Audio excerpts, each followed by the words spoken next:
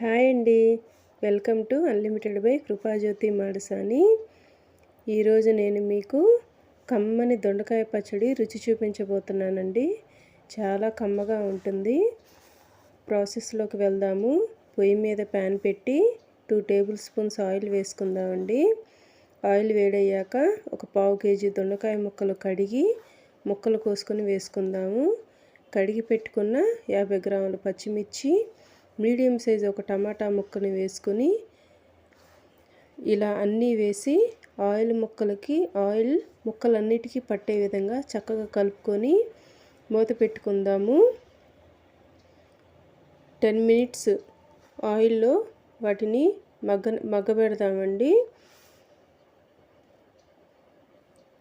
చూద్దామండి, ముక్కలన్నీ ఉడికిపోయాయి.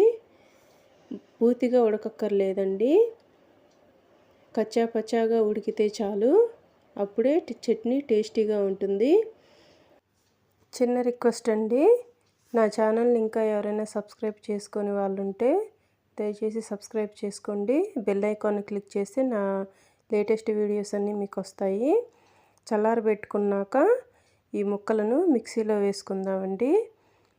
అన్ని ముక్కలను మిక్సీలో వేసుకున్న తర్వాత కొద్దిగా ఉప్పు, కల్లుప్పు అయితే బాగుంటుంది, కొద్దిగా చింతపండు వేసి మిక్సీ పట్టుకుందాము. మిక్సీ కూడా మెత్తగా పేస్ట్లా కాకుండా కచ్చా పచ్చాగా వేసుకుందామండి. ఇప్పుడు మనం పొయ్యి మీద ప్యాన్ పెట్టి అదే ప్యాన్లో 2 టేబుల్ స్పూన్ ఆయిల్ వేసుకొని వేడయ్యాక మనం పోపు గింజలు వేసుకుందాం. జీలకర్ర, నువ్వులు, పచ్చెనపప్పు, మినపప్పు, జీడిపప్పు, ధనియాలు,